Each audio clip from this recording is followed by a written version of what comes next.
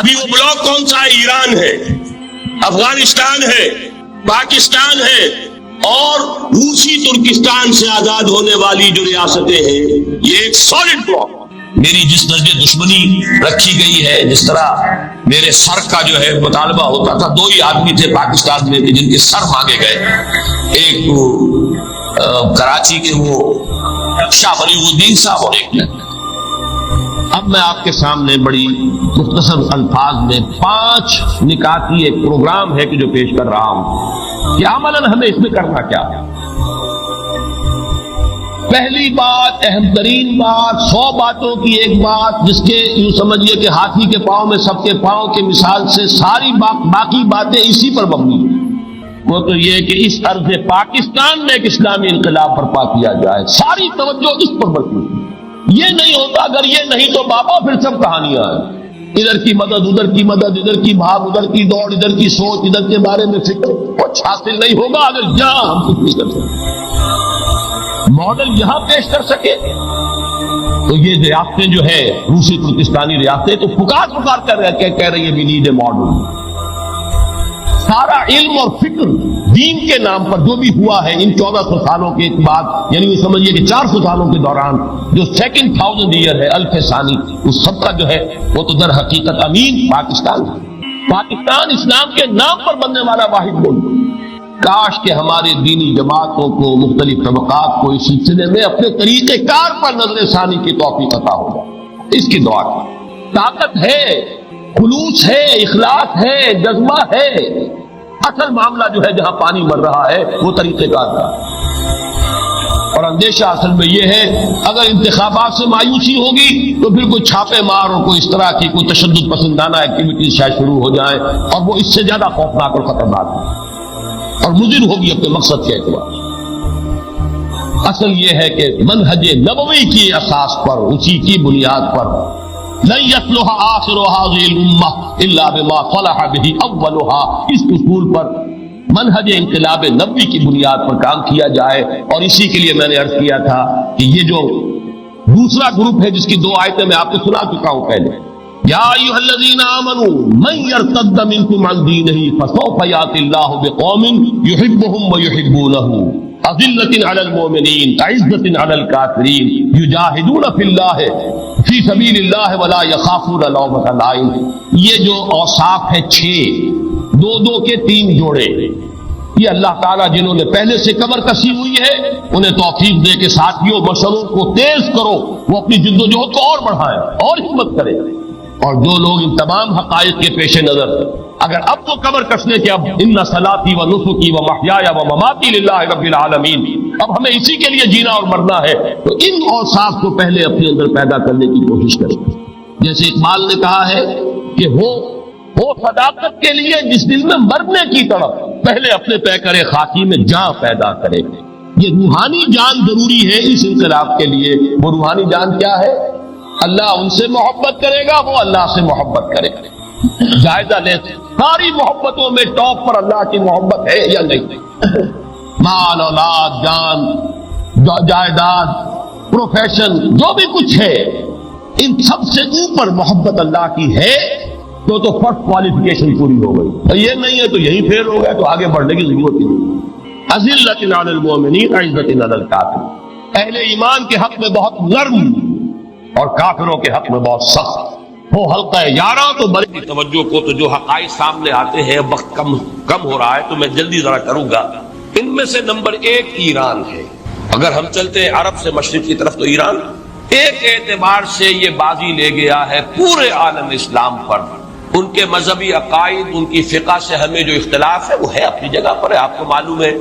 میرے بارے میں کسی کو اشتباہ نہیں ہو سکتا اس اعتبار سے۔ میری جس درجے دشمنی رکھی گئی ہے، جس طرح میرے سر کا جو ہے مطالبہ ہوتا تھا، 2 ہی آدمی تھے پاکستان میں کہ جن کے سر مانگے گئے، ایک کراچی کے وہ شاہ ولی الدین صاحب اور ایک نے، تو اس حوالے سے وہ اپنی جگہ پر اختلاف ہے، لیکن اس حقیقت کا اعتراف کیے بغیر نہیں رہا جا سکتا۔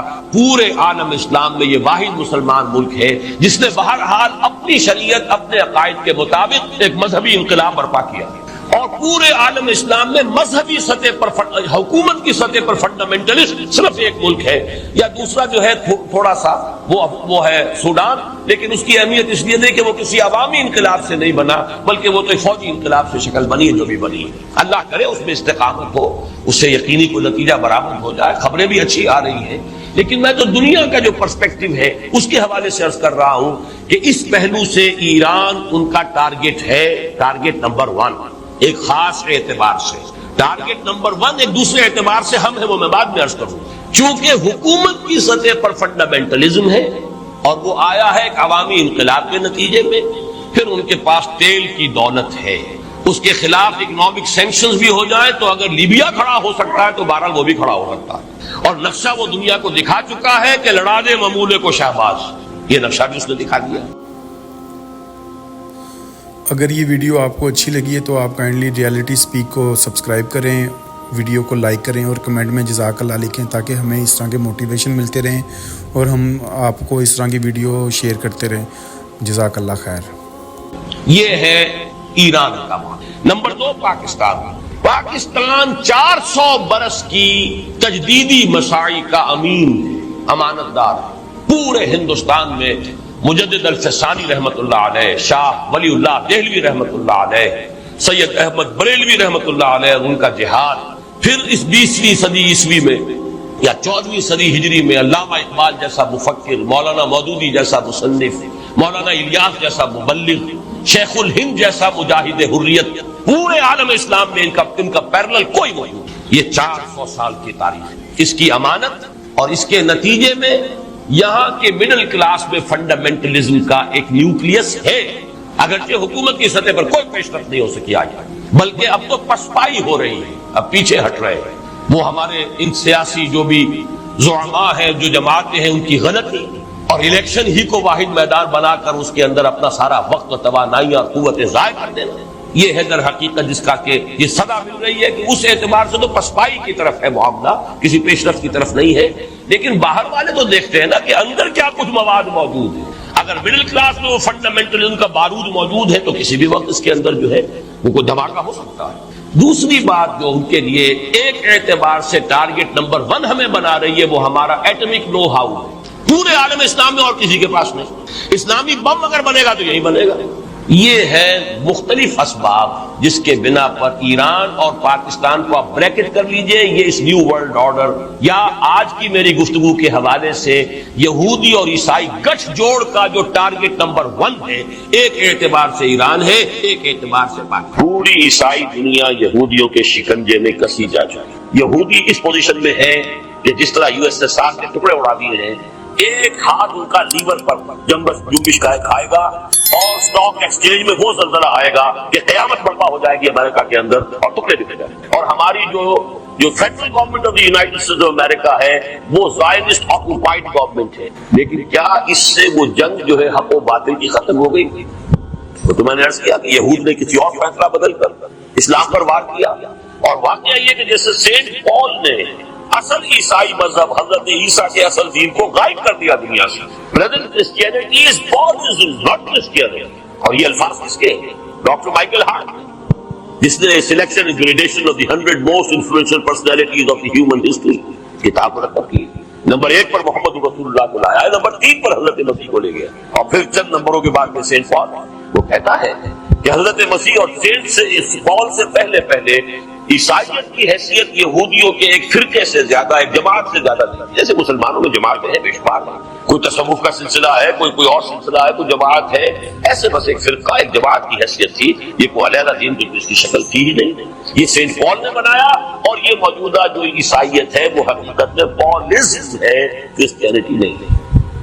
بہرحال جس طریقے سے کہ کرسچینٹی کو ختم کیا ہے، اصل دین عیسیٰ کو، توحید کو تثلیث سے بدلا، شریعت منسوخ کرائی، حضرت مسیح کے اس قول کو ختم کیا کہ میں صرف اسرائیل کے کھوئے ہوئے بھیڑوں کی تلاش میں آیا ہوں، اسرائیل کے گھرانے کی کھوئی ہوئی بھیڑوں کی تلاش میں آیا ہوں۔ اپنے ڈسائپلز کو باقاعدہ منع کیا کہ جینٹائلز، نان جیوز تک تمہیں اپنی دعوت نہیں پہنچانی ہے، تمہاری دعوت ساری جو ہے وہ یہود تک رہے گی۔ یہ تینوں بنیادی تبدیلیاں سینٹ پال نے کی، جس سے کہ کرسچینٹی کا یہ نظام جو آج دنیا میں ہے وہ قائم ہے، اور اصل عیسیٰ کا دین ختم وہ نہ کیتھولکس کے پاس ہے، نہ پروٹسٹنٹس کے پاس ہے، نہ کسی اور کے پاس۔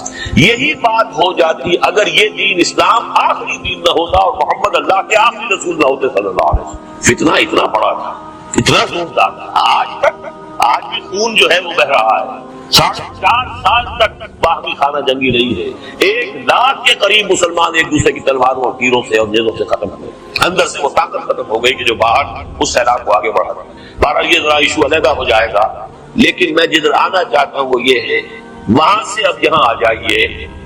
آج پھر تاریخ استدار الزمان و کہتے ہی یوم خلق اللہ السماوات والارض، یہ الفاظ حضور نے فرمائے تھے حجۃ الوداع کے موقع پر، اس لیے کہ نسی کا ایک قاعدہ ایجاد کر لیا تھا قریش کہ جو 4 مہینے ہر سال میں ہوتے ہیں اشہر حرم، 3 مہینے حج کے لیے، 1 رجب کا مہینہ عمرے کے لیے، کہ اس میں کوئی جنگ نہیں ہوگی، کوئی لڑائی نہیں، کوئی دنگا نہیں، کوئی فساد نہیں، کسی قافلے کو نہیں چھیڑا جائے گا، کسی مسافر کو تکلیف نہیں پہنچائی جائے گی، یہ اشہر حرم۔ اس میں قریش تھے، وہاں کے فروخت تھے، وہ وہاں کے اصل مذہبی لیڈر تھے، اب وہ اپنا اختیار استعمال کرتے تھے، کسی سال وہ مہینے ادھر کر دیے، کسی ادھر کر دیے، اپنی مصلحتوں کے تحت۔ اس سال یہ مہینے نہیں، یہ مہینے اشہر حرم ہوں گے، اس سال حج اس مہینے میں ہو جائے گا، بہرحال پورا عرب مان لیتا تھا۔ لیکن حضور نے فرمایا یہ اللہ کی حکمت ہے کہ جب حضور کا جو حجۃ الوداع ہوا ہے اس میں ایگزیکٹ وہی تقویم جو تھی، آیت قرآن یہ ہے کہ جس دن اللہ نے آسمان اور زمین کو بنایا تھا، جو تقویم اور کیلنڈر اس دن سے چلا آ رہا تھا، استدار الزمان، زمانہ چکر لگا کر، اور یہ کیلنڈر سارا پھر کر ٹھیک اسی مقام پر آج پھر آ گیا۔ اسی طرح میں کہہ رہا ہوں کہ آج پھر ایگزیکٹلی دنیا وہاں پہنچ گئی ہے کہ یہود ہیں کہ جو تلے ہوئے ہیں اسلام کو ختم کرنے پر اور مسلمانوں کو اپنے طاقت۔ اس میں تھوڑی سی مجھے وضاحت کرنی پڑے گی۔ پہلے دوسری آیت کا جو اصل منشا ہے اس کو بھی پہچان لیجئے۔ حضور کو بھیجا گیا اللہ کے دین کے غلبے کے لیے، اور یہ میں نے آپ کو بتایا 2 جگہ تو یہ آیت دوں کی توں آئی، یہ بھی نوٹ کر لیجئے، تیسری مرتبہ سورہ فتح میں آئی ہے، صرف آخری الفاظ مختلف ہیں۔ هو الذي ارسل رسوله بالهدى ودين الحق ليظهره على الدين كله وكفى بالله شهيدا۔ بس مین جو ہے بلک آف دی آیا ہے، اٹس ایگزیکٹلی دی سیم۔ هو الذي ارسل رسوله بالهدى ودين الحق ليظهره على الدين۔ 3 جگہ گویا کہ معین کر دیا اللہ نے کہ محمد کا مقصد بعثت محض دعوت و تبلیغ نہیں ہے، محض تربیت و تعلیم نہیں ہے، بلکہ دین حق کا غلبہ۔ 5 مقامات پر مختلف الفاظ میں واضح کیا کہ حضور کی بعثت ہے پوری نوع انسانی کے لیے، جس میں سب سے نمایاں الفاظ کیا ہیں؟ وَمَا أَرْسَلْنَاكَ إِلَّا كَافَّةً لِلنَّاسِ بَشِيرًا وَنَذِيرًا۔ ہم نے نہیں بھیجا ہے آپ کو مگر پوری نوع انسانی کے لیے بشیر و نذیر بنا کر۔ تو ایک درجے میں تو دین حق غالب بھی آ گیا حضور کے دست مبارک سے جزیرہ نما عرب میں، جعل حق وذاق الباطل ان الباطل کان زہوقا۔ اسی طرح نور خدا سے پورا جو ماحول ہے عرب کا وہ جگمگا اٹھا۔ یہ چمن معمور ہوگا نغمہ توحید سے، ہو گیا کہ نہیں ہو گیا؟ شب فرضا ہوگی آخر جلوہ خورشید سے، کم یہ کہ جزیرہ نما عرب کے تک ہو گیا، اتمام نور بھی ہو گیا، کفر کے شرک کے بادل پھٹ گئے، اندھیارے ختم ہو گئے، نور کا اتمام ہو گیا، دین غالب ہو گیا۔ دونوں آیتوں کا تقاضا بتمام و کمال حضور صلی اللہ علیہ وسلم اور صحابہ کرام کی 23 برس کی محنت و مشقت کے ذریعے سے پورا ہو گیا۔ لیکن ہنوز پورا کہاں ہوا؟ دس از جسٹ بگننگ۔ آپ تو بھیجے گئے پوری نوع انسانی کے لیے۔ جب تک کل نوع ارضی اسی طریقے سے توحید کے نور سے منور نہ ہو، اور جب تک کہ کل نوع ارضی پر اللہ کا دین اسی طرح غالب نہ ہو، بعثت محمدی صلی اللہ علیہ وسلم کا مقصد حضور شرمندہ تک نہیں۔ اس نقطے کو میں چاہتا ہوں کہ اچھی طرح سمجھ لیجیے، صغرا کبرا جوڑ کر نتیجہ یہ برآمد ہوتا ہے۔ حضور تو بھیجا گیا غلبہ دین حق کے لیے، اور بھیجا گیا پورے عالم انسانیت کے لیے۔ تو تکمیل کب ہوگی؟ جبکہ کل عالم انسانیت ان 2 اعتبارات سے، واللہ متم نورہ، جگمگا اٹھے نور توحید سے، اور تمام نور ارضی پر قائم ہو جائے اللہ کا دین، تب جا کر محمد رسول اللہ صلی اللہ علیہ وسلم کا مقصد بعثت مکمل ہوگا۔ اسی کو اقبال نے کہا تھا جواب شکوہ، وقت فرصت ہے کہاں، کام ابھی باقی ہے، نور توحید کا اتمام۔ دیکھیے وہی لفظ، واللہ متم نورہ، وَيَعْبَ اللَّهُ إِلَّا يُتِمَّ نُورَهُ، أَتَمَّ يُتِمُّ إِتْمَامًا۔ نور توحید کا اتمام ابھی باقی ہے، اس لیے کہ جب تک یہ کل کرۂ ارضی جگمگا نہ اٹھے نور توحید سے، بعثت محمدی کا مقصد مکمل نہیں ہوا۔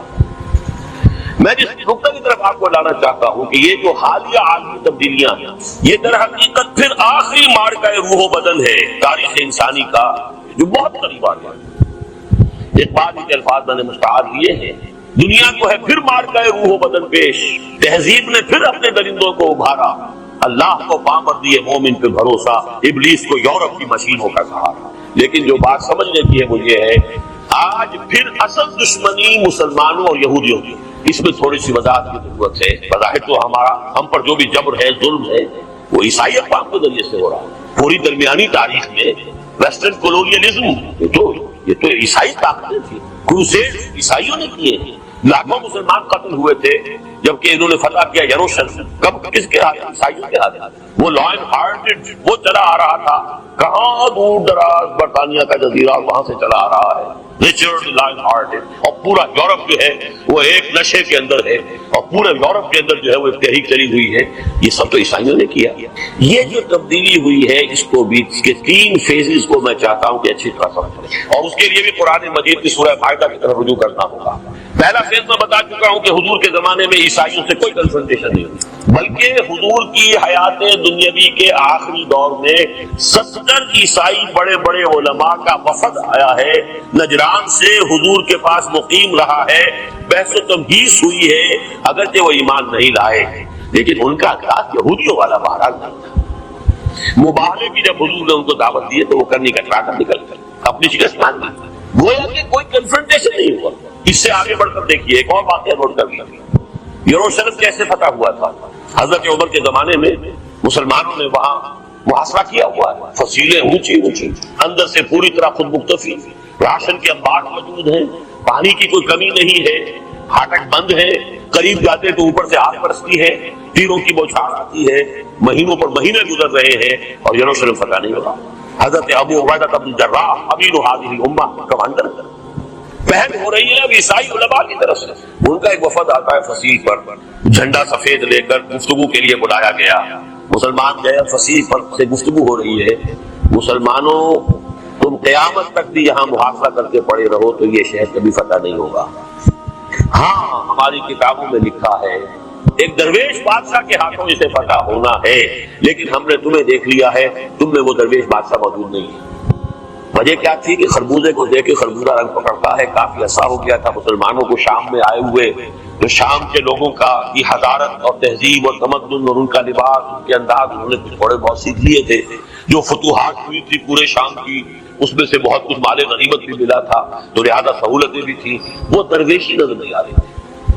ہو جائے گا فتح، یہ ہوگا ایک درویش بادشاہ کے ہاتھ میں۔ حضرت ابو عبیدہ بن جراح امیر هذه الامہ، حضور کے قول کے مطابق ان کو فرض کلک ہوا کہ یہ تو حضرت عمر جو درویش بادشاہ ریکویسٹ جا رہی ہے فرنٹ سے، وار فرنٹ سے، آج آپ تشریف لائیں تو یہ شہر فتح ہو جائے گا۔ وہ ہے سفر تاریخی حضرت عمر کا کہ تقریباً 700 میل کا فاصلہ طے کیا ہے، ایک اونٹ، ایک خادم، اسی اونٹ پر راشن بھی ہے، لہذا صرف ایک آدمی بیٹھ سکتا ہے، دو نہیں بیٹھ سکتے۔ ایک منزل خلیفہ اوپر براجمان ہے، خادم آگے چل رہا ہے، اگلی منزل خادم براجمان ہے اور خلیفہ آگے چل رہا ہے، اور آخری منزل پر وہ خادم کی باری آ گئی، اس نے ہاتھ بھی جوڑے کہ خدا کے لیے اب ہم پہنچنے والے ہیں، لوگ آپ کے استقبال کو آئیں گے، وہ مجھے ملامت کریں گے کہ تمہیں شرم نہیں آئی کہ خلیفہ مخدوم تو آگے چل رہا تھا، تم اوپر بیٹھے ہوئے۔ نہیں فرمایا دوڑو دوڑو، نہیں باری تمہاری ہے۔ کچھ کیچڑ میں سے گزرنا پڑا تو جوتیاں بھی ہاتھ میں پکڑی ہوئی تھی، چلے آ رہے ہیں خلیفہ، وہ غلغلہ مچا، آ گئے عمر آ گئے۔ اب آگے جب کچھ استقبال کیا ہے تو حضرت ابو عبیدہ بن جراح نے کہا کہ امیر المومنین یہ بڑے مہذب لوگ ہیں، یا آپ ذرا کپڑے وغیرہ اپنا حلیہ درست کر لیجئے، پھر ذرا ان کے سامنے پہنچیں گے۔ فرمایا نحن قوم عزنا اللہ بالاسلام، ہم وہ قوم ہے کہ جنہیں عزت اللہ نے اسلام سے دی ہے، کپڑوں سے نہیں۔ اسی حالت میں گئے، انہوں نے اپنی کتابیں کھولی ہیں، ہاں یہی ہے وہ درویش بادشاہ، اسی کے اندر وہ اوصاف ہیں، علامات ہیں، دروازے کھول دیے گئے۔ اگرچہ انہوں نے ٹریٹی جو دی ہے، کیونکہ یہ فتح نہیں ہوا تھا یروشلم، the Christians handed it over to the Muslims, اور تھی ایک شرائط تھی، شرائط میں یہ بھی تھی کہ یہاں یہود کو آپ آباد نہیں ہونے دیں گے۔ یہ وہ ہے شرط کہ جو حضرت عمر نے مانی تھی، جس کو کہ آخری خلیفہ عثمانی جو ہے ترکی کے خلیفہ، وہ بھی اس کی خلاف ورزی کرنے کو تیار نہیں ہوئے، اور یہ سبب ہوا ہے ابروگیشن آف خلافت کا، کہ اسرائیل کو وجود میں لانے کے لیے تو جب تک 1917 کا بالفور ڈکلریشن وہ کیسے آتا، اگر خلیفہ کی قبر نہ توڑ دی گئی، بڑی سے بڑی رشوت یہودیوں نے پیش کرنے کی کوشش کی ہے، لیکن نہیں، جو فیصلہ جو عمر نے جو معاہدہ کیا تھا میں اس سے ہٹنے کو تیار تھا۔ بہرحال میں نے یہ آپ کو بتایا وہ فرسٹ فیز، اس فیز کو سورہ مائدہ کی اس آیت سے سمجھیے جس کا حوالہ ابھی شیخ جمیل الرحمان صاحب سے بھی دیا ہے۔ لَتَجِدَنَّ أَشَدَّ النَّاسِ عَدَاوَةً لِلَّذِينَ آمَنُوا الْيَهُودَ وَالَّذِينَ أَشْرَكُوا وَلَتَجِدَنَّ أَقْرَبَهُم مَّوَدَّةً لِلَّذِينَ آمَنُوا الَّذِينَ قَالُوا إِنَّا نَصَارَىٰ، تم دیکھو گے لازماً پاؤ گے کہ مسلمانوں سے دشمنی کی شدت میں شدید ترین جو ہے دو قوتیں، یہود اور مشرکین، اور قریب ترین ہے محبت اور مودت میں نصارہ۔ یہ سورہ مائدہ کی آیت ہے اور یہ ریفلیکٹ کر رہی ہے اس وقت کی پوزیشن کو۔ 5 مثالیں میں دے چکا ہوں، نجاشی کی مثال، نبوخذ کی مثال، ہیرکلیس کی مثال، پھر یہ کہ نجران کی عیسائیوں کا آنا اور بعد کی افہام و تفہیم کی کوشش، اور گویا کہ اپنی شکست تسلیم کر کے جانا چاہے ایمان نہیں لائے، اور یروشلم کے ان کے علماء کا حضرت عمر کو پہچان کر دروازے کھول دینا۔ 5 ایونٹس اس قدر قرب تھا، لیکن اس کے بعد شکل کیا بنی ہے بس یہ ہے جو کہ ہماری نگاہوں میں عام طور پر نہیں ہے۔ مسلمانوں نے جب فتح کیا اسپین، یہودیوں نے مسلمانوں کی مدد کی، اس لیے کہ عیسائیوں میں اور یہودیوں میں تو یوں دشمنی تھی، آپس میں بیع تھا، سانپ اور نیولے کا بیع۔ عیسائیوں کے نزدیک ان کے خدا کو سولی دینے والے یہودی، اس سے بڑی دشمنی کی بنیاد نہیں ہو سکتی۔ جیوز اور دی پرسیکیوٹڈ کمیونٹی ذلیل سمجھا جاتا تھا، انہیں شہروں میں نہیں، رہتا رہو باہر رہو، گندے لوگ ہو تم، ناپاک لوگ ہو تم، یہ حال تھا۔ انہوں نے کہا دشمن کا دشمن دوست ہوتا ہے۔ طارق ابن زیاد داخل ہوئے ہیں، اور بلکہ اس سے پہلے ہی جبکہ ابھی تیاری ہو رہی تھی، ہسپانیہ کی یہودیوں نے مدد کی، مددگار ہو گئے فاتح قوت کے، تو وہاں پر انہیں اب سپورٹ حاصل ہو گئی مسلمانوں۔ وہ ان کے عروج کا زمانہ، بن گوریون نے جو کتاب لکھی ہے اس میں صاف لکھا ہے the golden period of our diaspora is Muslim Spain. Golden diaspora ہے سن 70 عیسوی کے بعد، جبکہ ٹائٹس رومی نے یروشلم کو فتح کر کے اور ہیکل سلیمانی کو مسمار کیا۔ 1927 برس ہو چکے ہیں کہ وہ مسمار پڑا ہوا ہے، 70 AD، اور اسی وقت نکال دیا تھا، نکل جاؤ یہاں سے، اور یہاں تمہیں آنے کی اجازت نہیں ہے۔ وہ آنے کی اجازت بھی حضرت عمر نے دی ہے کہ آ سکتے ہو، زیارت کر سکتے ہو، جو بھی اپنا ویلنگ مال پہ آؤ یا کہیں آؤ، لیکن یہاں آباد نہیں ہو سکتے، اس لیے کہ اس معاہدے کے اندر جس کے تحت ہینڈ اوور کیا گیا یروشلم، یہ اس کی اجازت نہیں ہے مسلمانوں۔ یہ صورتحال تھی کہ انہوں نے نقب لگائی ہے، اب بیٹھ کر اسپین میں بیٹھ کر عالم عیسائیت میں نقب لگائی۔ نمبر 1 مذہبی نقب لگائی، کیتھولکس اور پروٹیسٹنٹس کے 2 ٹکڑے جو کیے ہیں، جیسے شیعہ اور سنی کے 2 ٹکڑے جو کیے ہیں، وہ عبداللہ ابن سبا یہودی نے کیے 2 ٹکڑے، اور پروٹیسٹنٹس کے ذریعے سے سود کی اجازت حاصل کر لی، ورنہ اس سے پہلے یورپ میں سود حرام تھا، ممنوع تھا، کوئی transaction based on interest and usury وہ الاؤڈ نہیں۔ نمبر 3 رینائسنس کے ذریعے سے سائنس اور ٹیکنالوجی جو بھی بڑھ رہی تھی اس کا تعلق مذہب سے کاٹ دیا، سیکولر ذہن پیدا کیا، اس لیے کہ انہیں معلوم تھا مذہب اگر انسانی سماج اور معاشرے کے اندر کوئی اہمیت رکھتا ہے تو ہماری کوئی حیثیت نہیں، ہم دنیا میں ہے کتنے، آج بھی 13-14 ملین، دیٹس آل۔ غالباً کراچی کی تعداد، کراچی کی آبادی یہاں پہنچ رہی ہوگی اب تو، وہی تو کہہ رہا ہوں نا، تو 1,30,00,000 1,40,00,000 یہ ہے ان کی کل آبادی اس وقت، from 13 to 14 ملین۔ تو مذہب اگر کوئی شے، یہی وجہ ہے پاکستان میں بھی جب بھی کوئی معاملہ آتا ہے، قادیانی، عیسائی، یہ سب کے سب سیکولر قوتوں کے ساتھ ہو جاتے ہیں، بلکہ اکثر و بیشتر شیعہ بھی ان کا ساتھ دیتے ہیں۔ یہ تو استفاق ہوا ہے کہ مسلم لیگ کا ساتھ دیا انہوں نے، وہ کچھ صورتحال وقتی جو تھی ان کی جو بھی مصلحتیں تھی، ورنہ اکثر و بیشتر وہ سیکولر، اس لیے کہ انہیں معلوم ہے کہ اگر مذہبی فضا یہاں پروان چڑھتی ہے تو ہم تو مذہبی اقلیتیں ہیں، سیکولرزم ہو تو ہم برابر ہے، برابر کا ووٹ ہے، برابر کے آدمی ہے، برابر کی حیثیت ہے، برابر کے حقوق ہے۔ بالکل اس طریقے سے سیکولر ذہن پیدا کیا، اور نمبر 2 یہ کہ ان کو تقسیم کیا پروٹیسٹنٹس میں اور کیتھولکس میں، اور نمبر 3 پروٹیسٹنٹس کے ذریعے سے سود کی اجازت حاصل کی، اور سود کے ذریعے سے پھر وہاں پر جو ہتھ کنڈے جو ہے اور پورا جو جکڑ بند کیا ہے تمام دول یورپ کو، سازش کرتے تھے، لڑاتے تھے، لڑائی کے وقت بادشاہوں کو ضرورت ہوتی تھی پیسہ قرض دیتے تھے، اپنی جو بھی شرائط ہوتی تھی وہ بنوا کر جکڑے گئے۔ یہ نقشہ تھا جس کو دیکھ کر آئے تھے علامہ اقبال 1905 سے 1908 تک 3 برس صرف رہے ہیں وہاں۔ ہم اگر 30 برس بھی رہتے تو شاید ہمیں یہ نظر نہ آتا، جو انہیں نظر آ گیا 3 سال۔ فرق کی لگے جہاں بن جائے یہود میں ہے، اور میرا گمان یہ ہے، یہ تو اصل میں کوئی شخص تحقیق کرے گا اور اس کے لیے بڑے اسے کھنگالنے پڑیں گے تاریخ کے اوراق۔ میرے نزدیک گمان غالب یہ ہے کہ یہ سارے کروسیڈز کے پیچھے بھی یہودی ذہن تھا. آپ اپنے دشمن کے رخ کو کسی اور دشمن کی طرف ڈال دیجئے، آپ سے ہو جائے. یہودیوں نے پورے عیسائی یورپ کو مسلمانوں کے خلاف دوش دلا کر، یہ قرین قیاس ہے لیکن میں اسے کسی اپنے ریسرچ اور کسی ڈاکومنٹیشن کی بنیاد پر نہیں کہہ رہا ہوں. یہ تو بات اپنی ہوگی کہ کچھ محنت کرے، لیکن میرا گمان غالب یہ ہے باقی چیزوں کے ساتھ کولیبریٹنگ ہوتی ہے اس کی، یہ مسئلہ ہی ہے. بہرحال اس کا نتیجہ کیا نکلا؟ یہ سیکنڈ فیز تھا. تھرڈ فیز کیا ہوا ہے جو اپنی تکمیل کو پہنچ چکا ہے؟ پوری عیسائی دنیا یہودیوں کے شکنجے میں کسی جا چکی. سو مچ سو پوپ صاحب نے بھی بری کر دیا ہے کہ یہود کے اوپر کوئی الزام نہیں ہے حضرت مسیح کو سولی دینے کا. بائبل موجود، پوری تاریخ موجود، 1900 برس کی پوری ہسٹری موجود، سب کچھ موجود. اور میں ابھی جن احباب کے ساتھ آ رہا تھا تو بتا رہا تھا کہ میں نے جب جمعیت طلبہ میں شامل ہوا تو میں نے پکچر دیکھنی چھوڑ دی تھی. 13 برس کے بعد پھر کراچی میں 1962 میں نے پہلی پکچر دیکھی ہے اور وہ تھی کنگ آف کنگز. میں ان دنوں کراچی آیا ہوا تھا اور چونکہ میرا خصوصی ذوق رہا تھا زمانہ طالب علمی میں بھی کہ میں بائبل خاص طور پر متی کی انجیل جو ہے اس سے مجھے بہت دلچسپی، اس کے جو مواعظ خاص طور پر سرمن آف دی ماؤنٹ اس سے مجھے بڑا قلب بھی لگا تھا. تو میں جب میں نے دیکھا کہ حضرت مسیح کی لائف پر یہاں کوئی پکچر آ رہی ہے، شاید کسی اور نے بھی اس زمانے میں یہاں دیکھی ہوگی، کنگ آف کنگ، اس میں بالکل ٹھیک تاریخ تھی. اس کے بعد میں نے کم سے کم 6 مرتبہ امریکہ میں کنگ آف کنگز کا جو ہے وہ پھر وہ اس کا ویڈیو منگا کر دیکھنے کی کوشش کی. پورا ڈسٹارٹڈ ہے، وہ سارے حصے نکال دیے گئے ہیں کہ جس سے یہ ثابت ہوتا ہے کہ یہود کے علماء کا فتویٰ تھا کہ اسے یہ کافر ہے، مرتد ہے، اسے پوری چڑھاؤ. یہاں تک کہ پیلاٹس پونٹس جو ہے جو اس وقت کا گورنر تھا، رومن گورنر، اس نے کہا بھی کہ بھائی اس کا کوئی جرم ہمارے نزدیک ثابت نہیں ہے. نہیں، ہماری عدالت کا فیصلہ ہے کیونکہ مذہبی اتھارٹی ان کو دی ہوئی تھی. اب رومن تو ٹھیک تھی، اچھا بھی ٹھیک تھی. آخری وقت بھی کہا ہے دیکھو آج ہمارا عید کا دن ہے، 2 کنڈمڈ پرزنرز ہیں ہمارے پاس اور ہماری روایت یہ ہے کہ ہم ایک آدمی کو چھوڑ دیا کرتے ہیں کنڈمڈ کو، جس کو کہ موت کی سزا دی گئی ہو. ایک برابا ڈاکو ہے بarabbas اور دوسرا یہ جیسس ہے. تم بتاؤ کس کو چھوڑ دیں؟ برابا کو چھوڑو، اس کو. یہ سارے سینز میری آنکھوں کے دیکھے ہوئے اور سب موجود ہے ہسٹری کے اندر. لیکن پوپ صاحب نے decree the Jews are not responsible for the crucifixion. یہی وجہ ہے کہ برہبین جب واپس آیا تھا، جب واشنگٹن سے جب یہ نیگوشیشنز کے بعد ایک خاص راؤنڈ کے بعد، تو پہلے روم گیا تھا، پاپائے روم سے ملاقات کی ہے.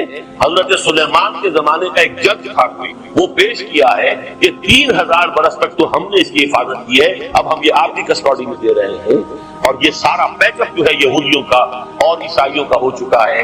کس معنی میں نے یہ بات کئی سال میں کہی تھی اور اس کی پھر مجھے صدائے بازگشت ہندوستان کے بھی دینی پرچوں میں ملی کہ یہ بات پہلی مرتبہ جو ہے ایک شخص کا ذہن لگ گیا ہے. لیکن بات صحیح ہے اور وہ یہ کہ یہ جو الفاظ قرآن میں آئے ہیں کہ یا ایھا الذین آمنوا لا تتخذوا اليہود والنصارى اولیاء بعضهم اولیاء بعض، اہل ایمان یہود اور نصارہ کو اپنا دوست نہ بناؤ، یہ آپس میں ایک دوسرے کے دوست ہیں. جب قرآن نازل ہوا تو یہ دوست تھے ہی نہیں. جب قرآن نازل ہوا اس وقت تو اسی سورہ مائدہ کی آیت یہ ہے لَتَجِدَنَّ أَشَدَّ النَّاسِ عَدَاوَةً لِلَّذِينَ آمَنُوا الْيَهُودُ وَالَّذِينَ أَشْرَكُوا وَلَتَجِدَنَّ أَقْرَبَهُم مَّوَدَّةً لِلَّذِينَ آمَنُوا الَّذِينَ قَالُوا إِنَّا نَصَارَىٰ. ہاں تو ڈائریکٹلی اپوزٹ ہے، ایک مسلمانوں کے بدترین دشمن اور ایک مسلمانوں سے قریب مودۃ. لیکن یہ پروفیسی تھی کہ ایک وقت آ جائے گا کہ یہ آپس میں ایک ہوں گے. اور در حقیقت ایک کیا ہے؟ اصل صورت یہ ہے کہ یہودی بینکرز نے خاص طور پر west white Anglo Saxon Protestants کو اپنے شکنجے میں جکڑ کر پورا عالم عیسائیت ان کے قبضے میں. They are using it against the Muslims and Islam. اصل جو مقابلہ ہے، اصل جو مارکا ہے دنیا کو ہے، پھر مارکا ہے روح و بدن پیش. تہذیب نے پھر اپنے درندوں کو ابھارا، اللہ کو پاور دیا، مومن پہ بھروسہ، ابلیس کو یورپ کی مشینوں کا سہارا. وہ اسلام یا نور اللہ یا دین الحق ورسس دی یوز یہود، یہ ہے مارکا آخری جو ہونا ہے. اور جو اپنے آخری منطقی انجام کو شاید اب وہ وقت زیادہ دور نہیں ہے کہ پہنچ جائے. اب در حقیقت یہ آلہ کار پوری کرسچن ورلڈ یہ ان کی عادت ہے، پالیسی کو کنٹرول کر رہے ہیں. ابھی اسلام آباد میں ایک سیمینار تھا، اس میں راجہ ظفر الحق صاحب نے کہا ہے 30,000 ٹریلین ڈالرز کی مقروض ہے یونائیٹڈ اسٹیٹس آف امریکہ کی حکومت یہودی بینکر سے. ٹریلین، اور وہ بھی تھاؤزنڈ آف ٹریلین. اور میں یہ ندائے خلافت میں مضامین شائع کر چکا ہوں. وائٹ کرسچن ملیشیا جو اب وہاں پر امریکہ میں southern states of U S A اور ویسٹرن اسٹیٹس میں عیسائی، وہ کہتے ہیں ہمارے دشمن نمبر 1 یہودی ہے، نمبر 2 مسلمان، نمبر 3 بلیک امریکن، چاہے مسلمان ہو چاہے یہودی چاہے وہ عیسائی. اور سب سے پہلا دشمن ہے یہودی. اور ہماری جو federal government of the United States of America ہے وہ زائنسٹ آکوپائڈ گورنمنٹ ہے. And we are going to wage a new civil war against them. لیکن جب تک وہ شکل میچور ہوگی، یہودی اس پوزیشن میں ہے کہ جس طرح یو ایس ایس آر کے ٹکڑے اڑا دیے ہیں، ایک ہاتھ ان کا لیور پر جنبش کھائے گا اور سٹاک ایکسچینج میں وہ زلزلہ آئے گا کہ قیامت برپا ہو جائے گی امریکہ کے اندر اور ٹکڑے بکھر جائیں. U S S R astronaut جس کے گئے سب سے پہلے، اور وہاں ڈبل روٹی نہیں رہی. پتہ نہیں آپ نے وہ تصویر دیکھی تھی کہ نہیں، مجھے یاد ہے ٹائم یا نیوز ویک کے کمر پر ایک بوڑھی عورت، بہت بوڑھی رشین عورت، اور شدید سردی کے موسم میں ایک مچھلی لینے کے لیے اپنا پل اوور دے رہی ہے، اپنا پورا سویٹر دے رہی ہے کہ مجھے ایک مچھلی. یہ super power of the world. لیکن یہ اکنامکس کا گیم ہے. کسی بھی وقت جن کے ہاتھ میں یہ لیور ہے وہ کوئی شک. ہمارے یہاں بھی ایک چھوٹا سا نقشہ جو ہے آٹے کی قلت کا وہ سامنے آ چکا ہے. ننگے ہوئے ہیں، لوٹ مار ہوئی ہے. ذرا سا اگر یہ لمبا کھنچ جاتا تو کیا نہ ہوتا ہے. وہ جیسا کہ میں نے کہا کہ اس کا راستہ وہ رک گیا جبکہ انہیں واپس جانا پڑ گیا. لیکن انہوں نے افغانستان میں کوشش کی. طالبان کے زمانے میں یونیکال جو ہے ان کی سب سے بڑی جو ہے وہ کمپنی ہے، اس نے مذاکرات کیے. وہ دیکھ کر حیران رہ گئے کہ یہ ان پڑھ، یہ ملے ملاٹے جو ہیں جو بڑے ٹف بارگینر ہیں، اس طریقے سے پاؤں جما کر طالبان نے جو ان کے ساتھ مذاکرات کیے ہیں اور ان سے اپنی شرطیں پیش کی ہیں تو وہ گھبرا کر بھاگ گئے. یہ صورتحال بھی تھی افغانستان پر قبضہ کرنے میں. لیکن یہ ہے کہ اصل کیا تھا، وہ اسلام کی کوئی شکل دنیا کے سامنے نہ آئے جو ان کا میجر ہے. اسی لیے پورا عالم کفر جمع ہے. امریکہ، یورپ، روس، چین، سب جب بھارت تو ہے یہ سب جب. آپ یاد ہو گیا جب لال مسجد کا حادثہ ہوا ہے اور ہمارا یہ بدبخت اور بدمعاش انسان، اس نے صرف خود جان بوجھ کر اسے بڑھایا، ایک پھنسی کو گھوڑا بنایا، اس نے پھر شگاف کیا اور شاباش لی ہے. امریکہ سے شاباش آ گئی، نیٹو سے شاباش آ گئی، رشیا سے شاباش آ گئی، چائنا سے شاباش آ گئی. وہ چونکہ محسوس کر رہا تھا کہ اندرون ملک تو میری اب کشتی ڈگمگا رہی ہے، ڈاوا ڈول ہے. I have to have more support from outside. اور for that I have to wait. کہ دیکھو میرے عین قلب میں پاکستان کے یہ پھوڑا نکل آیا تھا، یہ بنیاد پرستی کا اور یہ شدت پسندی کا اور یہ تنگ نظری کا اور یہ فلاں کا اور یہ دہشت گردی کا، اور میں نے دیکھو کیسے اس میں چیرا کیا، کتنے لوگوں کو ختم کر دیا. اچھا اس میں یہ بھی ذہن میں رکھیے کہ افغانستان کے بارے میں یہودیوں کے علم میں ہے کہ حضور کی حدیث کیا ہے. حضور کی حدیث ہے یخرج من خراسان رایات سود، خراسان کے علاقے سے کالے جھنڈے لے کر فوجیں چلے گی. لا یردها شیء، کوئی طاقت ان کو رخ نہیں موڑ سکے گی. حتیٰ تم سبب لیا، یہاں تک کہ وہ آ کے بیت المقدس میں جھنڈے گاڑ دیں. دے نو اٹ، جان لیجیے یہ لوگ پڑھے لکھے لوگ. میں آپ کو ایک واقعہ سناتا ہوں. جب 1967 میں یہودیوں کو فتح ہوئی بہت بڑی اور پورا یروشلم اب ان کے قبضے میں آ گیا، ایسٹ یروشلم جو کہ ابھی جارڈن کے قبضے میں تھا. تو جب موشے دایان تھا وہ کھانا، وہ داخل ہوا فاتح کی حیثیت سے، تو اس کے ساتھ ایک ربائی تھا، بہت بڑا چیف ربائی یہودیوں کا، بہت بڑا عالم، اور وہ رو پڑا. خاطر الفتح کا وقت خوشی کی رویا. So this is the beginning of the end. یہ الفاظ آیا ہمارا گویا کہ اب یہ آخری ڈرامہ جو ہے شروع ہو. وہ آخری ڈرامہ انہیں معلوم ہے ان کی تباہی پر ختم ہونا. اس میں حضرت مسیح کے نزول کے بعد یہ ٹرمپٹ والا بھی لکھتا ہے کہ 80% یہودی ختم ہو جائے گا، اور میں سمجھتا ہوں کہ 20% اگر صحیح ہے اس کی بات تو وہ ہوں گے جو اب حضرت مسیح پر ایمان لائے. باقی 80% ہوں گے اس کفر پر اڑے رہیں گے اور ختم. اسی طرح حضور کی ایک حدیث سے کہ جب یہودیوں کا قتل عام ہو رہا ہوگا، مسلمان قتل کریں گے، تو اگر کسی درخت کے پیچھے یہودی چھپا ہوگا تو درخت پکارے گا اے مسلمان، ہاں عبداللہ آؤ ادھر، یہ میرے پیچھے یہودی چھپا ہوا قتل کرو. کسی پتھر کے پیچھے چھپے گا تو پتھر بولے گا، سوائے ایک درخت غرقد ہے کہ غرقد یہودیوں کے درخت سے وہ پناہ دے گا. اور آج اسرائیل میں سب سے بڑی پلانٹیشن غرقد ہے. اسی لیے افغانستان، خراسان یہ افغانستان کا ہارٹ ہے افغانستان. اور یہ بھی جان لیجیے ہمارا جو مالاکنڈ سے اوپر کا علاقہ ہے یہ بھی خراسان کا حصہ، اولڈ خراسان جسے گریٹر خراسان کہا جاتا ہے. ہسٹری ایک میں نے ایرانی سے پوچھا تھا اس کے بارے میں، تو اس نے کہا خراسان ہمارا ایک صوبہ ہے. میں نے کہا وہ تو مجھے معلوم ہے، جس کا دارالخلافہ مشہد ہے اور یہ ان کا مقدس شہر ہے، وہ تو اسے مکے کی طرح سمجھتے ہیں. بہرحال میں نے کہا میں پوچھ رہا ہوں پرانا خراسان بزرگ، تو خراسان بزرگ کا انہوں نے بتایا پورا افغانستان اس میں شامل. اور پھر یہ اسٹیٹس جو ہیں سینٹرل ایشین اسٹیٹس اور ایران کا ایک حصہ اور پاکستان کا ایک حصہ، یہ جو مالاکنڈ کا، اور یہ بڑی معنی خیز بات ہے، وہی مالاکنڈ سے تحریک چلی ہے جو اصل تحریک ہے طالبان پاکستان، وہ سوات سے تھے۔ بہرحال اس وجہ سے، اس پہلو سے یہ جو ہے افغانستان پر حملے کا سب سے بڑا سبب وہ تھا۔ دوسرا جو تھا وہ یہ کہ ان کو جو پائپ لائن لے کے آنی تھی اس کے لیے، لیکن وہ ظاہر بات ہے کہ اس میں جو ہے جو طالبان نے وہ ان کی چکمے میں نہیں آئے۔ اس پر ایک کتاب ہے کہ جو انگریزی میں ہے، Abdullah Jan, Afghanistan the genesis of the last crusade, Afghanistan سے آخری صلیبی جنگ کا سلسلہ شروع ہوا۔ بہت جو ہے چشم کشا ہے، معلومات افزا ہے، انگریزی میں ہے۔ اچھا، عراق میں معاملہ برعکس تھا، عراق میں تیل کا معاملہ بھی تھا تو صرف امریکہ کا تھا۔ جو یورپ ہے وہ زیادہ تر کیسپین کے ایریا کے تیل کی طرف نگاہیں رکھتا، یہ جو ہے یہ اصل میں سارا جو ہے یہ امریکہ کا معاملہ۔ اور دوسری طرف یہاں کو مذہبی سلسلہ نہیں تھا، حالانکہ تھا، وہ یہودیوں کا تھا۔ وہ کیا تھا؟ Extension, first step towards the establishment of Greater Israel۔ یہ بات اچھی طرح سے یہاں پہ تیل کا معاملہ بھی میں نے کہا تھا، دو لڑیاں ہیں جو چل رہی ہیں۔ تیل کا معاملہ یہاں خاص طور پر عراق کے اندر زیادہ، افغانستان میں بہت کم۔ لیکن یہ کہ یہاں پر بھی جو اصل ہے بیہائنڈ دی سین، جو اصل چیز کیا ہے کہ گریٹر اسرائیل کے قیام کی طرف پہلا قدم۔ میں یاد دلاتا ہوں آپ کو کہ فرسٹ گلف وار ہوئی تھی جس میں عراق کا بھرکس نکال دیا گیا، اس کے اختتام پر کہا تھا شوارز کرافٹ جو ان کا کمانڈر ان چیف تھا الائڈ فورسز، اس نے صاف کہا تھا، مجھے آج تک ایک لفظ یاد ہے، we fought this war for the protection of اسرائیل۔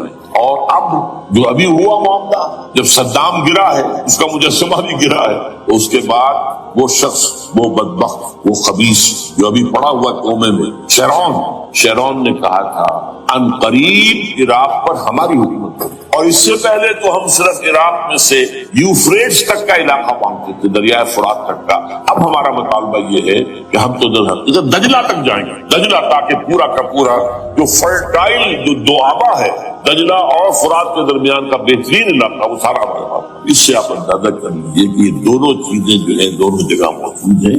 وہاں مذہبی زیادہ ہے افغانستان کا، لہذا یہاں بہت بڑی جو ہے پولیشن بن گئی۔ عراق میں تو وہ پولیشن نہیں بن سکتی، یورپ بھی ساتھ میں آیا، وہ بھی ساتھ میں آیا، امریکہ had to go it alone, اسے کرنا پڑا۔ زیادہ سے زیادہ کوئی ٹوکن، آسٹریلیا کا کوئی ٹوکن معاملہ جو ہے وہ برطانیہ کا کچھ ٹوکن ٹائپ جو ہے، وہی یہ کامن ویلتھ پرانی جو ہے چلی آ رہی ہے، اس میں شاید کینیڈا کا، باقی تو کوئی۔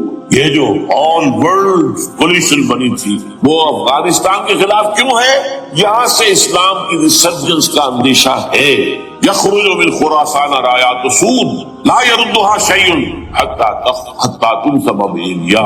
حضور کے زمانے میں ایلیا جو ہے وہ کن کے قبضے میں تھا؟ عیسائی۔ اس کے بعد ہمارے قبضے میں آیا، لیکن پھر کروسیڈرز نے ہم سے لے لیا تھا، اور 88 برس وہ عیسائیوں کے پاس تھا، 1099 عیسوی سے لے کر 1187، اب پھر یہود کا قبضہ ہے۔ پہلے عیسائیوں کا تھا، اب یہود کا۔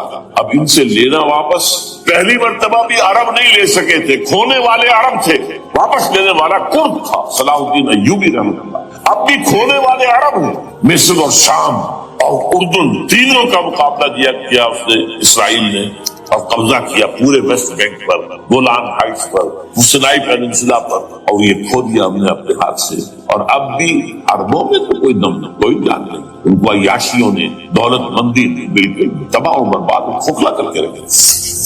بہرحال یہ جو چیزیں میں نے آپ کو بتائی ہیں، یہ تو وہ پلانز ہیں جو سب شیاطین جن و انس کے پروگرام، وہ جیسے کہ کبھی کہا تھا خمینی صاحب نے، شیطان بزرگ، دی گریٹسٹ سیٹن، امریکہ، اصل میں امریکہ، اور اس کے پیچھے حقیقت میں یہ سامنے امریکہ، پیچھے یہ ہوگا۔ بالفعل کیا ہوگا یہ تو پھر اللہ ہی جانتا ہے کیا ہوگا۔ وَمَكَرُوا وَمَكَرَ اللَّهُ، کافر اپنی چالیں چلتے ہیں، اللہ اپنی چال چلتا ہے۔ اور سَنَسْتَدْرِجُهُم مِّنْ حَيْثُ لَا يَعْلَمُونَ وَأُمْلِي لَهُمْ إِنَّ كَيْدِي مَتِينٌ۔ اے نبی آپ گھبرائیں نہیں، ہم ان کافروں کو رفتہ رفتہ وہاں سے لے آئیں گے جہاں سے آپ کو بھی، جہاں انہیں احساس تک نہیں ہوگا کہ یہ تو گرفت میں آ رہے ہیں، ٹریپ ہو رہے ہیں، اور ابھی ذرا میں انہیں ڈھیل دے رہا ہوں۔ میں املی لہوں ان قیدی متین، میری چال بہت وہ اللہ کیا کرے گا وہ میں نے آپ کو بتایا، جھلک دکھا دی ہے۔ انشاءاللہ اسی علاقے میں پاکستان اور افغانستان، اور اس کا ہارٹ ہوگا یہ پشتونستان، سرحد اور مشرقی افغانستان مل کر پشتونستان۔ پشتون اسی مشرقی پاکستان کا مغربی صوبہ ہے، شمال مغربی سرحد، یہ ہارٹ، اور پھر پاکستان اور افغانستان انشاءاللہ یہی، اور پھر یہ کہ یہاں سے فوجیں جائیں گی جو حضرت مہدی کی حکومت جمائیں گی۔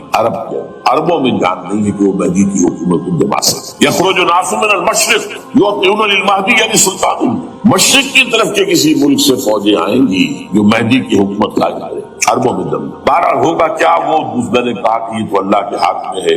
اب یہ کہ کرنا کیا چاہیے، یہ ہے میری تقریر کا آخری سال۔ دیکھیے ذوالفقار مرزا نے جو کچھ کہا اور سید قائم علی شاہ، میں خوشائند سمجھتا ہوں کہ طالبانائزیشن اور ہے، اسلامائزیشن اور ہے۔ ٹھیک ہے، چلیے آواز بڑھتی اور بڑھتی۔ طالبانائزیشن کے اندر کچھ بغیر تعلیم یافتہ کچھ جذباتی اس طرح کے لوگ بھی ہیں جن میں انتہا پسندی بھی، جیسے کہ میں پہلے بیان کر چکا، افغانستان میں ہوا ہے، افغانستان کے اندر رفتہ رفتہ وہ اپنی چیزوں سے نکل رہے تھے، نکل جاتا، لیکن موقع نہیں دیا گیا، نبتی بات ختم کر دیا۔ اسی طرح ہمارے سرحدی صوبے میں جیسا کہ میں بتا 3 قوتیں مسلسل ہیں، کون کیا تھا۔ لیکن بہرحال یہ کہ پہلی بات یہ اسلام اور پاکستان لازم و ملزوم ہے، یا اسلام آئے گا تو یہ ملک رہے گا، نہیں آئے گا تو ختم ہو جائے گا، اس میں کوئی شک نہیں۔ میری 2 کتابیں پڑھ لیجیے اگر اللہ توفیق دے، ہمت دے، اسلام اور پاکستان، یہ سن 67-68 کی تحریر ہے۔ جینیسس آف پاکستان کیا تھا، how Pakistan came into existence. پھر یہ کہ میں نے استحکام پاکستان کے نام سے سن 85 کے اندر کتاب کی، یہ دونوں کتابیں پڑھی ہیں۔ پاکستان کا کوئی جواز نہیں اگر یہاں اسلام نہ آئے، اور واقعی ہم جواز کھو چکے ہیں، تو اللہ تعالیٰ ہمیں مہلت دے رہا۔ لیکن اب یہ سمجھ لیجیے یہ اللہ تعالیٰ کی طرف سے ایک خاص مہلت ہے، اور شاید آخری مہلت ہے جو ہمیں، کیا اسلامائزیشن نہ ہوا تو یہ ملک نہیں رہے گا۔ میں یہاں آپ کو ایک شعر سنا دوں، ہے تو ایک ایسی شخصیت کا جو کچھ کنٹروورشل بھی ہو گئی، بعد میں بدنام بھی ہو گئی۔ ایک زمانے میں جماعت اسلامی کے بڑے مخصوص کارکن تھے مولانا قاسم یاد، انہوں نے ایک بڑا تلخ شعر کہا، اسلام کو اگر تیری فضا راس نہ آئے، اے میرے وطن جس کو کوئی آگ لگا، ہمیں اسلام چاہیے، اور اسلام نہیں آئے گا تو یہ ملک کوئی زرداری، کوئی نواز شریف اس ملک کی بقا کی ضمانت نہیں دے سکتی۔ اس کی بقا ہے اگر تو اسلامائزیشن۔ 61 سال کی ہماری بے وفائی اللہ کے ساتھ کیے ہوئے وعدے تھے، اس کا ایک عذاب ادنا ہم جھیل چکے۔ 71 یاد کی سن 71 پاکستان 2 لاکھ 94,000 مسلمان پاکستانی بھارت کی قید میں بھیڑوں بکریوں کی طرح ہانک کر لے جائے گئے، ٹرکوں میں بھر بھر کر، جیسے کہ ڈیرہ غازی خان سے بھیڑیں بکریاں آتی ہے لاہور میں ذبح ہو، کنسنٹریشن کیمپس۔ ہمارے ٹائیگر نامی جرنیل نے پیش کیا اپنا ریوالور، کتنے لوگ مارے گئے، کتنا فساد، مسلمان کے ہاتھوں مسلمانوں کا خون کیا۔ یہ اللہ کا ایک خاص عذاب ہوتا۔ میں نے وہ آیت آپ کو سنائی تھی، قل هو القادر على ان يبعث عليكم عذابا من فوقكم او من تحت ارجلكم۔ اے نبی سے کہہ دیجیے اللہ اس پر قدرت رکھتا ہے، جب چاہے تم پر کوئی عذاب اوپر سے بھیج دے، تمہاری زمین کے نیچے سے نکال دے۔ زلزلہ آیا تھا کہ نہیں؟ او یلبسکم شیعا، ایک تیسری شکل بھی ہے، نہ اللہ آسمان کو کوئی تکلیف دے نہ زمین کو، زمین پھٹے گی تو آدمی جائے گا نا، بلکہ تمہیں گروہوں میں تقسیم کر کے، او یلبسکم شیعا فیذیق بعضکم بعض بعض، ایک دوسرے کی قوت کا ایک دوسرے کو پتہ چکھائے، تم خود ایک دوسرے کے گلے کاٹو، ہمیں کسی اور قوم کو تکلیف دینے کی ضرورت نہیں ہوگی۔ یہ کام ہمارے ساتھ ہو چکا ہے 1931۔ بہرحال اب اس کے بعد بھی تاخیر تو ہماری ڈیوٹی کی ہے، اب ہم اس جگہ پر پہنچ گئے کہ شاید اب عذاب الاکبر آنے والا ہے۔ وہ آیت بھی میں نے شروع میں پڑھی تھی، وَلَنُذِيقَنَّهُم مِّنَ الْعَذَابِ الْأَدْنَىٰ دُونَ الْعَذَابِ الْأَكْبَرِ لَعَلَّهُمْ يَرْجِعُونَ۔ چھوٹا عذاب آیا سن 71 میں، پاکستان بہرحال مغربی پاکستان کو برقرار رہا، اس کا نام بھی پاکستان تھا۔ اب شاید بڑا عذاب آ رہا ہو، بلکنائزیشن جس کے نقشے جو ہیں دنیا میں شائع کیے جائیں، اور اس اسلامائزیشن کے لیے جو میں کہہ رہا ہوں کہ اس کے بغیر یہاں پاکستان نہیں رہے، اس کے لیے اس کی جو دستوری، تدریجی، قانونی، پرامن اگر راستہ اختیار نہ کیا گیا تو ملیٹنسی بڑھے، یہ رکنے والی نہیں ہے۔ یہ جو اوپر کا جو علاقہ ہے ایک ٹرائنگل ہے جس کا نقشہ کھینچا ہے ایک بہت بڑے مصری ادیب اور مورخ نے، شکیب ارسلان ان کا نام۔ انہوں نے کہا ہے کہ یہ پامیر سطح مرتفع جو ہے، پامیر جسے روح آف دی ورلڈ کہا جاتا ہے، اس سے پہاڑوں کے سلسلے نکلتے ہیں. کوئی چین کی طرف چلا گیا, کوئی تبت کی طرف چلا گیا, کوئی قراقرم ادھر آ گیا پاکستان کی طرف, ہمالیہ آ گیا پاکستان انڈیا کی طرف, ادھر ہندو کش چلا گیا افغانستان میں. یہ سب جیسے کہ ایک جو پہیا ہوتا ہے اس کے جو لگے ہوتے ہیں اسپوکس جنہیں کہتے ہیں. اس نے کہا کہ ایک طرف ہمالیہ اور ایک طرف ہندو کش, اس کے درمیان میں جو قوم رہتی ہے, اب نوٹ کر لیجیے, یہ ہمالیہ کا اینڈ جو ہے مغربی, وہ کیا ہے, یہ دریا گلی وغیرہ اسی کا حصہ ہے. اس کے بعد ختم, دریا سندھ بہ رہا ہے لیکن اوپر جا کے وہ ٹرن دیتا ہے رائٹ کو, تو پھر اب وہ قراقرم اور ہمالیہ کے درمیان جاتا ہے, جہاں تک کہ انڈیا سے اس کا داخلے کا راستہ آ جاتا. لیکن یہ جو ہے یہ درمیانی راستہ, یہ اصل میں ہندو کش ادھر اور ہمالیہ ادھر, اس کے درمیان جو قوم آباد ہے. اور اس ٹرائنگل کا بیس ہے مالاکنڈ کا پہاڑ, مالاکنڈ, ہمالیہ, ہندو کش. اس ٹرائنگل میں جو قوم آباد ہے, شکیب ارسلان کہتا ہے اگر پوری دنیا میں اسلام کی نبضیں ڈوب جائیں تب بھی یہاں کے لوگوں میں اسلام کی نبض, یہ وہ علاقہ جہاں سے پاکستان کے طالبان تھا, جہاں سے پرامن تحریک چلی تھی, اس کا راستہ روک دیا گیا. اب وہ شدت پسندی پر آ گئی, اور یہ شدت پسندی بڑھے گی اگر آپ نے تشدد سے ہو, اگر امریکہ کے چمچے بنے رہے, اگر امریکی ایجنڈے ہی کو پورا کرتے رہے اور اپنے لوگوں کو مارتے رہے. تو جواب میں غریب چراغ حقیقت کو گل کیا تم نے, تو موج دودھ سے صد آفتاب ابھرے. یہ آپ جو آ رہے ہیں, کہاں سے آ رہے ہیں آپ کے یہ خود کش حملہ آوا, تو وہی ان لوگوں کے رشتے دار جو امریکی بمبارڈمنٹ میں مارے گئے, کتنے ہیں جن کے بچے ختم ہو گئے, بیٹے مر گئے. یہ جو ہمارے ہاں ایک کمانڈوز کے کیمپ کے اوپر جو حملہ ہوا تھا اور خود کش بمبار, جس سے کہ شاید 18-19 بہترین آپ کے کمانڈوز ختم ہوئے تھے, وہ کون تھا؟ وہ خود کمانڈو تھا. اندر کے اور تو جا ہی نہیں سکتا تھا, یہ کمانڈوز کا کیمپ تھا اور اس کے میس میں لوگ کوئی جا سکے, وہ خود کمانڈو تھا. اس کی بیٹی لال مسجد کے اندر جلی. اب آپ اندازہ کیجیے کہ اس کے دل میں جو کھوڑ رہا تھا اس کا جذبہ, اس نے اس کو ٹھنڈا کیا, خود جان دے کر کوئی جان کی. ادھر باجوڑ میں حملہ ہوا تھا, ادھر جو ہماری ملٹری پریڈ کے اوپر حملہ ہوا. یہ بات رکے گی نہیں, اور یہ ظاہر بات ہے کہ اب شمال سے لے کر نیچے تک کی بات ہے. وہاں پر بھی میں نے شروع بھی کہا تھا جو خطرہ حقیقی ہے, غیر حقیقی نہیں, وامی اور خیالی نہیں. اس لیے کہ اب جو اس علاقے سے جا رہے ہیں ہجرت کر کے کراچی, وہی ان کی جگہ ہے, وہیں پر ان کے رشتے دار ہیں, محسود ہے, وزیر فلاں ہے, یہ ہے, وہ ہے, وہاں جا رہے ہیں. اور وہاں پر ظاہر بات ہے کہ جو کچھ ہو رہا ہے افغانستان میں اور جو کچھ ہو رہا ہے شمال سرحدی صوبے میں, اس کا ایک تسلسل ہوگا. میں یہاں یہ عرض کر دوں آپ سے کہ تقریباً 4 سال کا ہوں, بلکہ 4.5 سال میں انتہائی مایوسی کو پہنچ چکا تھا کہ پاکستان کا وجود باقی نہیں رہے گا. میں نے یہی تقریر کی ہے 29 فروری سن 2004. اس لیے پاکستان جواز کھو چکا. یہ اسلام کے نام پر تھا, ویئر اسلام. جو اسلام یہاں وہ تو بھارت میں بھی ہے, وہ تو امریکہ میں بھی ہے. وہ کہاں ہے اسلام کا سیاسی نظام, اسلام کا تعزیراتی نظام, اسلام کا کرمنل لا, اسلام کا سول لا, اسلام کے فیملی لاز کہاں بنائے تھے اس شخص نے جو فیلڈ مارشل بنا تھا, خود ساختہ, جو اس نے قوانین بنائے تھے. تمام علماء نے کہا تھا, تمام مکتب فکر کے غلط تحریک کوئی نہیں اٹھائی, یہ ان کی غلطی تھی, کوئی تاہی تھی. جمہوریت کی تحریک میں شامل ہو گئے, اس پر کوئی تحریک نہیں چلائی. بہرحال وہ نظام کہاں ہے, نظام کا قائم نہیں کیا. اس حوالے سے یہ اپنا جواز خود دو ریشنل ہے, ریزون دیت جسے کہتے ہیں فرینچ کے اندر, ریزون دیت کسی چیز کی ریزن, ریشنل آف ایگزسٹنس. اس کے بعد یہ ہے کہ پچھلے سال سے کچھ مایوسی میں کمی ہوئی. Number 1, chief justice of Pakistan Iftikhar Muhammad Chaudhry کے اندر ہمت اللہ نے دی وہ کھڑا. جرنیلوں کے جم گھٹے کے اندر ایک سویلین آدمی جو ہے جس درجے کا مرعوب ہو سکتا ہے آپ کا اندازہ. اور اس کے بعد اسپونٹینیس موومنٹ کو کلا, انہومی شے, سوچ نہیں سکتے ہم. یہ موومنٹ جو ہے یہ کوئی اسٹریٹ ارچنس کی چلائی ہوئی نہیں, یہ ہمارے یہاں کے گاموں ماجوں کی نہیں ہے, بلکہ یہ تو پڑھے لکھے لوگ, وکیل, کالے کوٹ, کالی ٹائیاں پہن, یہ جو سختیاں دے لی ہیں ابھی تک وہ تحریک چل رہی ہے. اگر سے ظاہر بات ہے وقت گزرنے کے ساتھ ساتھ اس کی وہ تیزی اور تندی میں تو کمی آئی اور حکومت کو موقع ملا ان کے اندر کوئی رفت پیدا کرنے کا. لیکن بہرحال ان دونوں چیزوں سے میری مایوس قدرے. اب دوسری بات وہ تھی 18 فروری کے الیکشن کا پرامن طور پر میں یہ سمجھتا تھا کہ جو اس کے اندر دخل اندازی ہے, رگنگ ہو ہی ہوئے.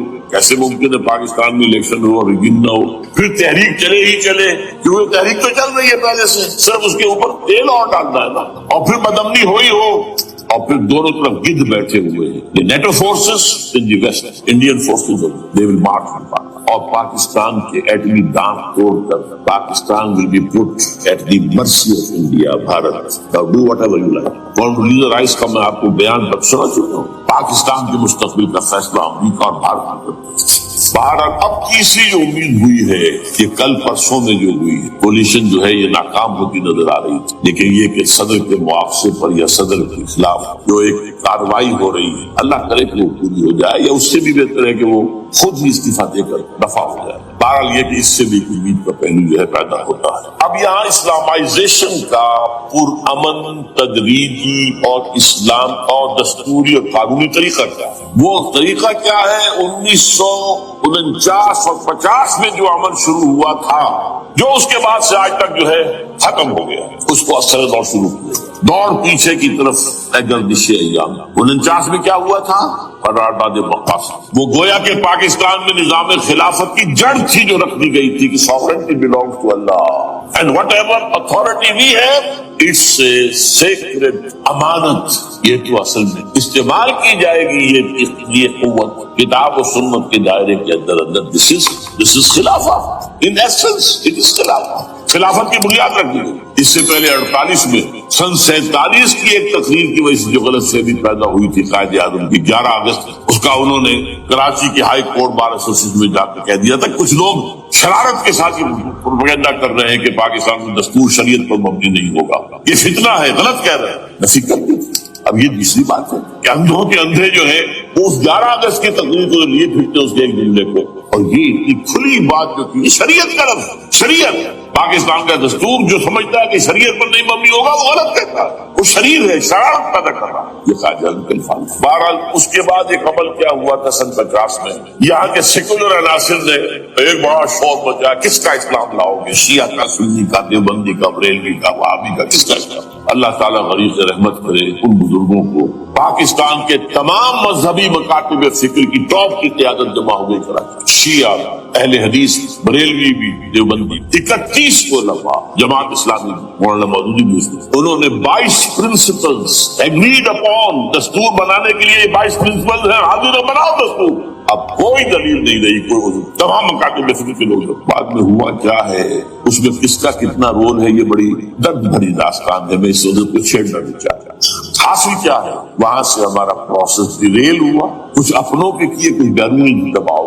قرارداد مقاصد کی سزا دی گئی لیاقت علی خان کو، تم نے پاس کرائی ہے. اسے ایسے قتل کیا گیا کہ سراغ رکھنے کی بات کسی کے ساتھ. یہ ایسے نہیں ہوتا، اس سے پیچھے بڑے بڑے کریکٹرز، بڑے بڑے کردار. اب اس کے بعد وہ عمل کیسے شروع ہو؟ ضیاء الحق نے جو ایک ادارہ قائم کیا تھا فیڈرل شریعت کورٹ، اصولی اعتبار سے بہترین قدم.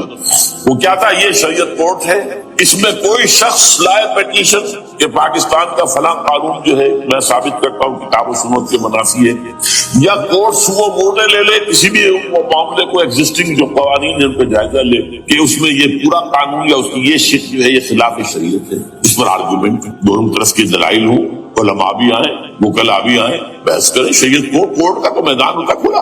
بالآخر اگر کورٹ فیصلہ دے دے کہ ہاں یہ ایگزسٹنگ قانون یا جو قانون قابل زیر غور ہے بننے جا رہا ہے یہ خلاف شریعت ہے یا جزمن شریعت کے خلاف ہے، تو وہ اسے کینسل کر دے گا اور کہہ دے گی کورٹ کہ اگر یہ مرکزی معاملہ ہے تو مرکزی حکومت، صوبائی معاملہ تو صوبائی حکومت اتنی مدت میں 3، 4، 6 مہینے کے اندر اس کی آلٹرنیٹ لیجسلیشن کر لے. جیسے مدت ختم ہوگی یہ قانون ڈیفنکٹ ہو جائے گا. اصولی اعتبار سے اس سے زیادہ صحیح اسکیم کوئی نہیں سوچ سکتا آج بھی ناقائم ہے. لیکن یہ بدبختی تھی اس شخص اس کو بالکل غیر مؤثر کر دیا. 2 ہتھکڑیاں پہنا دی، 2 بیڑیاں پہنا دی. کانسٹیٹیوشن آف پاکستان آپ کے دائرے کار سے خارج، یہ سیکرڈ کاؤ ہے، ہاتھ نہ لگانا. جو جوڈیشل پروسیجرل لاز ہے، ضابطہ دیوانی، ضابطہ فوجداری، یہ بھی تمہارے دائرے سے خارج. مالی معاملات 10 سال تک خارج، اور فیملی لاز مستقل خارج. اب کرنے کا کام کیا ہے؟ نمبر 1 فیڈرل شریعت کورٹ کے دائرے پر جو تحدیدات ہیں لیمیٹیشن ختم یکسر. نمبر 2 اس کا سٹیٹس کم سے کم ہائی کورٹ کے درجے کا ہونا. نمبر 3 اس میں جید علماء کو لا کر بٹھایا جائے، ان کی میجورٹی ہونی چاہیے. وہ کلا بھی ہوئی جدید تعلیم کے جدید قانون کے جاننے والے، لیکن علماء بھی.